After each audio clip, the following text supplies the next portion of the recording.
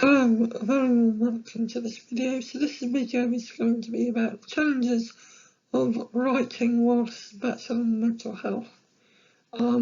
This video will also be about the challenges of battling mental health whilst studying at university. The two are somewhat interlinked in terms of the challenges faced, because they're both very similar in many ways, both writing a novel and also doing a degree. They're both very long endeavours. They both require a great deal of commitment and time, and for both of them it's a very long time until you see any final outcome. So why is writing such a challenge when it comes to mental health? And similarly, this can be applied to university as well.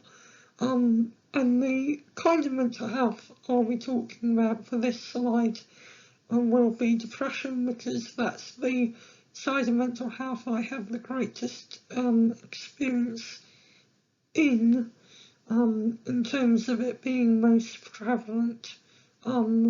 It really kind of kicked off at the beginning of second year and continued well right to this day, and therefore I've struggled with it for a very long time and become fairly familiar with what it is like for me, though it varies from person to person. So the challenges of depression when writing is writing a novel is a huge task. Now when you're feeling depressed, to find the motivation and willpower to do anything because you feel so totally insufficient to do the simplest task, finding that motivation is extremely hard, and therefore when opening up a Word document and not having a single letter written, the idea that you have to write over 100,000 words and tell a complete story is very overwhelming, and this huge task makes it very difficult to begin with. In fact, there are days where even writing a chapter is a mammoth task, and there are days where even writing a word can be a challenge depending upon how severe the mental health is. And similarly, doing uni work is similar somewhat. I mean, with uni at least the degree is broken down into modules, but in the same way writing a chapter can be difficult, doing work for a module can also be difficult. So this problem of a huge task is applicable to the challenges of both writing and doing a degree.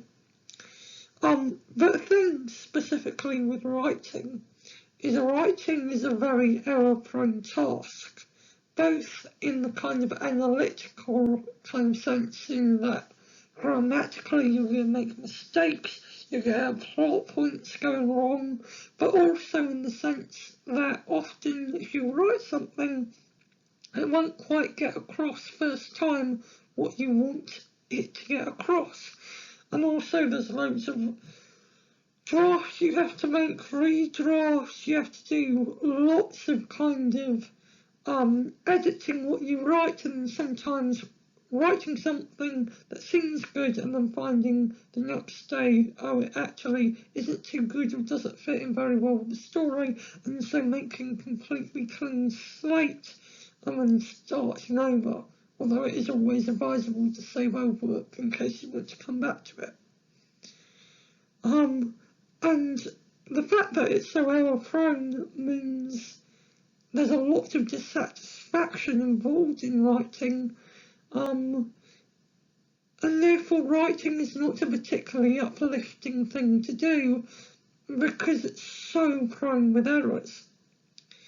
And also a problem with writing is that your work might never be published, and there's no guarantee that your work will be.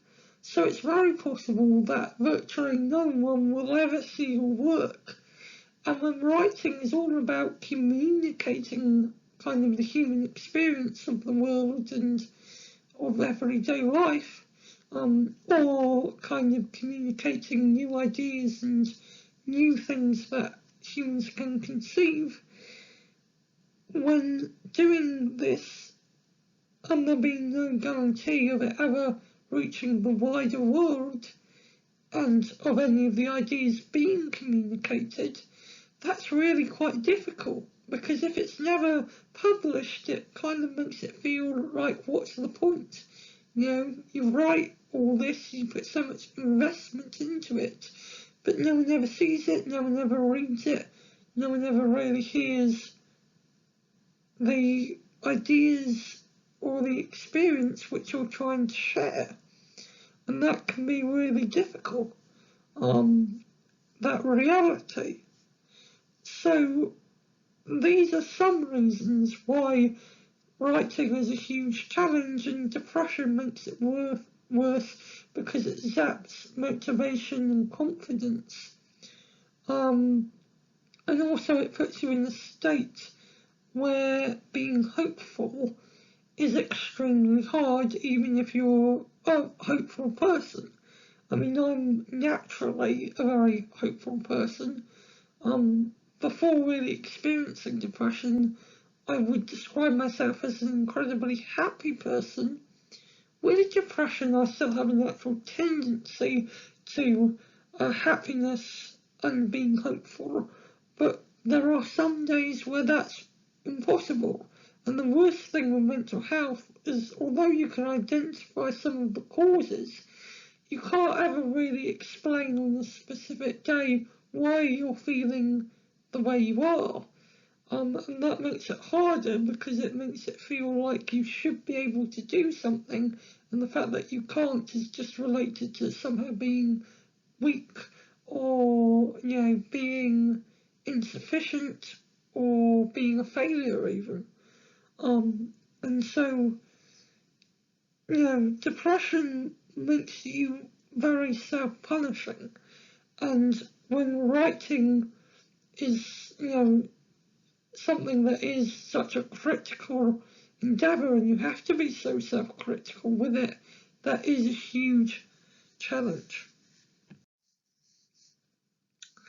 Now, depression, whilst being the majority of what I currently deal with in terms of my mental health, there are still, though very rarely now, episodes of dissociation. I have had them much more frequently at times where my mental health has been incredibly bad. So I'm talking near hospital admissions and that kind of thing. And the challenges they bring can be very, very substantial. So when having dissociative episodes, you're often finding it very hard to reason what's happening, and your brain is essentially so overwhelmed it is struggling to cope with reality and process it. In such cases, it can be hard to keep a firm grip on the world around you, and you can easily get lost and distracted. And also, because your mind is dealing with so much emotion and thoughts that it can't process, because of the nature of the situations you're finding yourself in or have experienced that has led you to that point, you can have a large surges of emotion that are very difficult to express. And that can make writing really difficult, because it's difficult to communicate, it's very confusing, and importantly, you can't process it enough to speak about it, let alone clearly write it down on a piece of paper. And also it can distract you heavily from what work you're trying to do.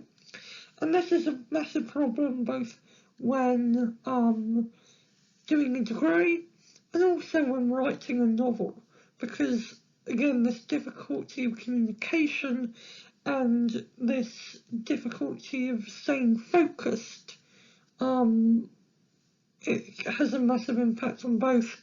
And also, whilst I was at hospital, there were some people that, there were some suggestions about me possibly having ADHD, and that might also impact my ability to focus and that kind of thing.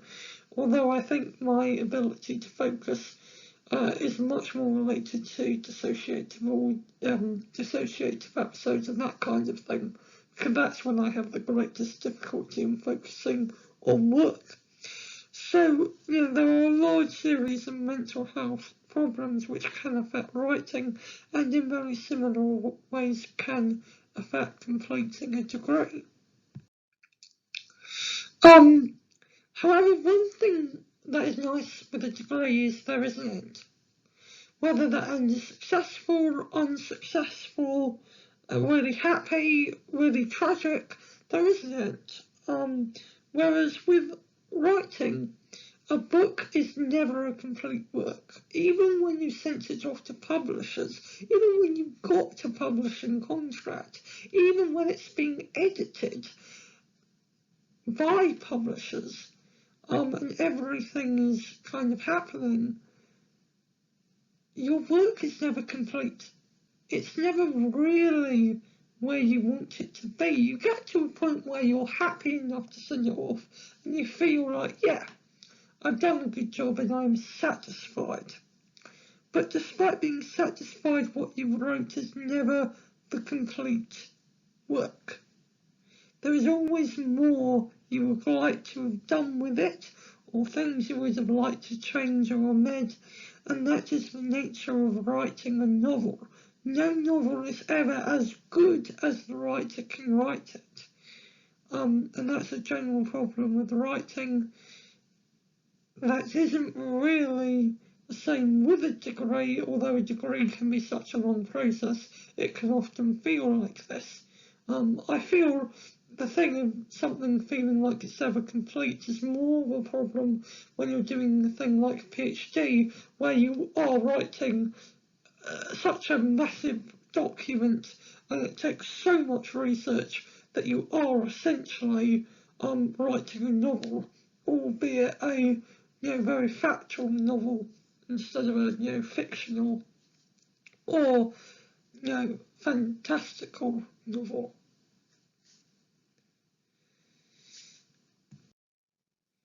So really we now come with, how do we possibly tackle this?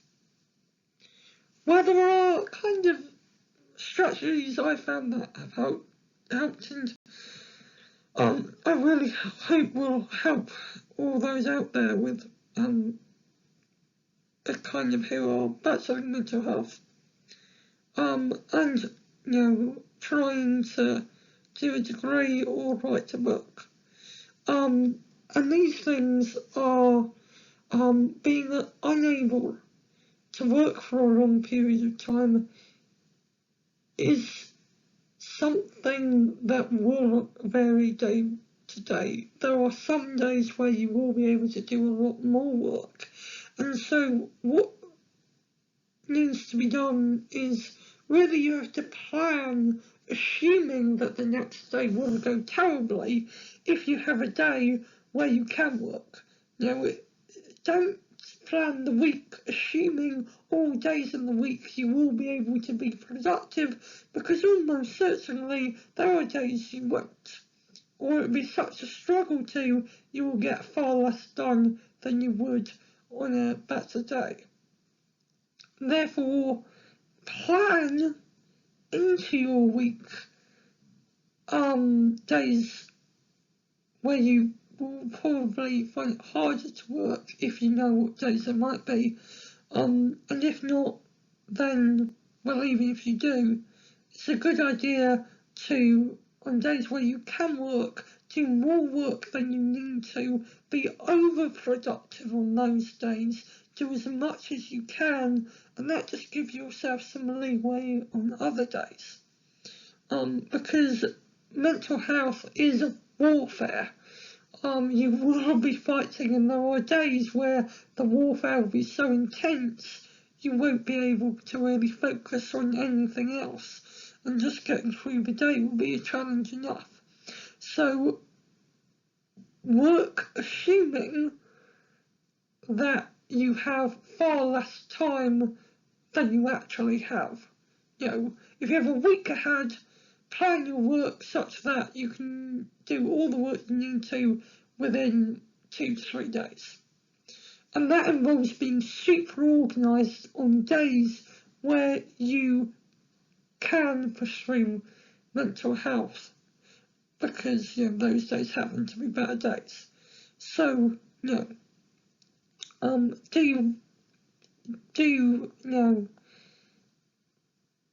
plan such that you're assuming you have less time than you actually have. Another thing I found helpful is to write about how you're feeling,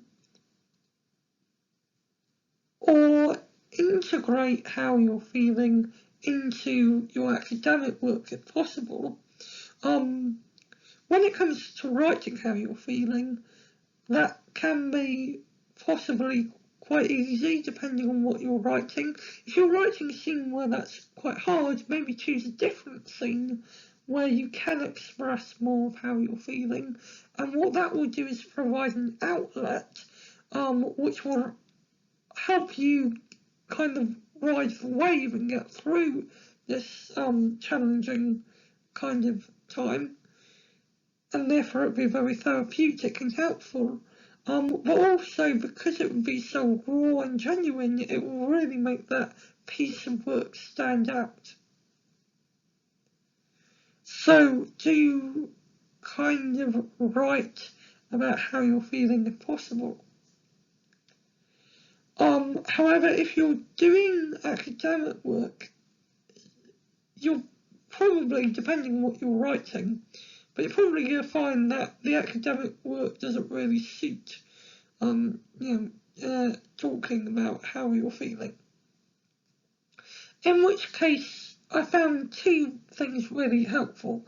So one is do a task that you have planned for another time, but is kind of easier, requires perhaps less kind of focus, concentration, and would permit the mind to wander somewhat if it has to, and therefore be accommodating of how you're feeling that day.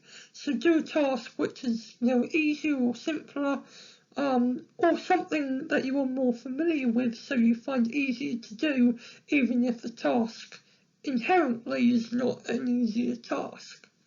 So that could be doing something you're more familiar with, or perhaps doing kind of grammatical edits to a document that you are nearly ready to submit, rather than working on writing a paragraph, which is a completely new paragraph, on a document which is due in a few days. So do what you can, pick and choose such that you have the opportunity to be as productive as possible, even on difficult days. But that's assuming that that is possible.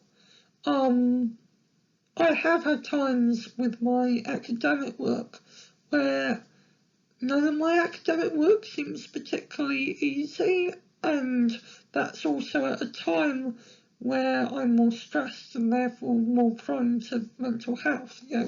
My mental health things tend to be triggered more under stress, and I tend to be under stress when there isn't that many easy tasks to do, and I'm just left with the more difficult tasks. In those cases, what I would strongly suggest is to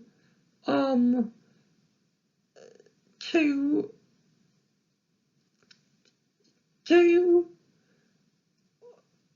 whatever work you need to, after having a break where you release some of what you're feeling through kind of music, or if you like dance, you do dance, or singing, or just something that really allows you to express the rawness of how you're feeling. And what that will do is clear the mind somewhat, such that you can work. As you're working, thoughts and stuff will tend to build up, so you might not be able to work for long, but then you can take another break. And so just do work in short bursts. And importantly, don't worry if on such days you can't get much work done. Doing any work is a massive victory. And that's the thing.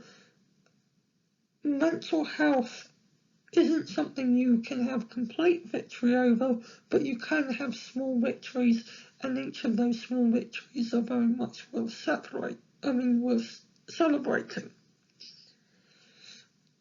So mental health problems is a massive battle.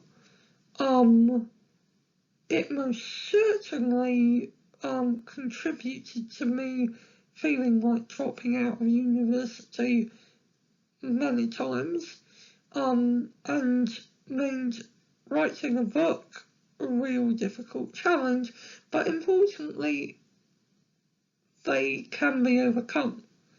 And not only can they be overcome, but part of the process of working through mental health is gaining a deeper understanding of how you experience the world and how you process your experiences of it. And that kind of understanding can be really helpful when it does come to communicating things, when it does come to exploring the world, because you understand how your mind works. And that knowledge can be hugely beneficial. Also with mental health, it does sometimes lead you into difficult places, but those places are places where kind of some really new ideas can emerge. And those difficult places can yield some really powerful writing. And I just genuinely think facing battles, whilst not being pleasant in any respect, can usually make you grow in character. But as usual, my massive advice for mental health problems is talking to people. There's nothing really more important than that. But there are strategies you can implement to mean that mental health doesn't have to dominate your life. And I hope if you're doing a degree or writing or doing both, that this video helps somewhat. Wishing you all the best. And I really hope that this video has been helpful. And thank you very much for listening. But following on from the suggestions for how to battle mental health, I would like to say that one can always come out the other side, and things can look brighter, although the road there can seem dark, and so dark one might mistake it for an eternal road that never gets to see the sunshine. And it most certainly will feel like that at points, and the road can take years. I mean, I've only really started getting better kind of this year, and therefore it's been a few years of struggling extremely with my mental health, from suicidal episodes to mental health and hospital admissions, and it's been a really difficult ride. But the thing is, with the right help, support, with talking to people, and also with building up your own tactics and defences of how to fight this battle, you can come out the other side, and although mental health problems might still persist, you will be able to tackle them. And tackling them, you do learn how to do as you go through fighting those battles. So I have, at kind of long last, in terms of, it's been a very difficult road, but I have, now got my master's degree in physics, got a grade I'm happy with, and also a book I wrote is now in the process of getting published. And the reason I'm saying that is to say that there is always hope on the horizon, no matter how horrific mental health can get. And I'm saying that because I can remember times where I felt like dropping out of uni.